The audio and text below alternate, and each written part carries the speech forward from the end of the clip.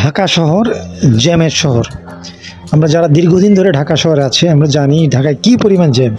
আর এই জ্যামের শহরে জাদুর পরশ হয়ে এসেছে মেট্রো রেল। অর্থাৎ এই মেট্রো রেলের এখন এতটাই পছন্দের তালিকায় আছে যে সমস্ত ভিড় কিন্তু এখন এই মেট্রো রেলের মধ্যে।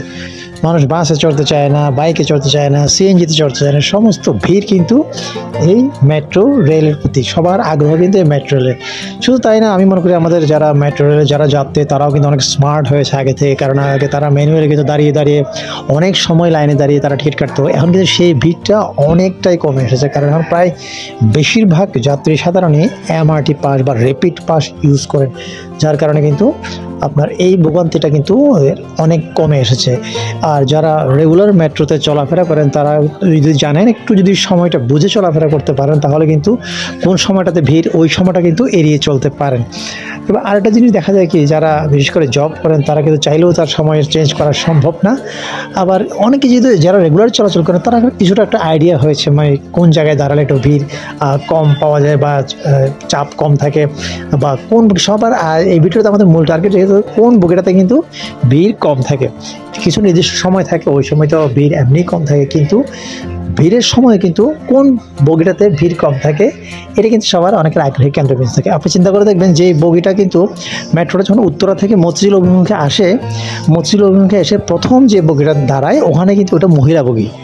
ওই বগি থেকে মহিলারা নামেন, এবং এটার কারণে কিন্তু ভুল বোঝাবুঝি হয়ে থাকে। সবারই ধারণা এদিকে যারা আছে অনেকে দাঁড়িয়ে আবার চলে যায়, ও এটা তো মহিলা বগি। ওটা কিন্তু মহিলা বগি হলো এই ট্রেনটা যখন আবার মতিঝিল থেকে উত্তরা অভিমুখে যাত্রা করে তখন কিন্তু এটা উল্টো হয়ে যায়। অর্থাৎ ড্রাইভার যখন প্রান্ত চেঞ্জ করে অপর প্রান্তে চলে যায় তখন কিন্তু ওইদিকে প্রথম বগিটা কিন্তু হয়ে যায় মহিলা বগি। সেই কারণে ভুল বোঝাবুঝির কারণে এই বগিটাতে অর্থাৎ মতিঝিলে যে প্রথম বগিটা থাকবে ওই বগিটাতে কিন্তু ভিড় তুলনামূলকভাবে কম থাকে। অতএব যারা আছেন ভুল বোঝাবুঝির কোনো উপায় নেই, আপনার এটাতে কিন্তু তুলনামূলক ভুল বোঝাবুঝি এড়ানোর কারণে আপনি চাইলে এই বগিটাতে উঠতে পারেন।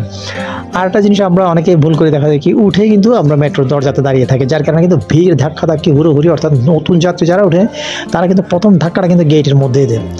আপনারা যারা ওঠেন আপনারা যদি উঠে কিন্তু যদি মাঝামাঝি গিয়ে দাঁড়ান, বগির মাঝামাঝি গিয়ে দাঁড়ান, সেক্ষেত্রে কিন্তু আপনি কিন্তু এই ধরনের ধাক্কাধাক্কিটা কিন্তু অ্যাভয়েড করতে পারেন।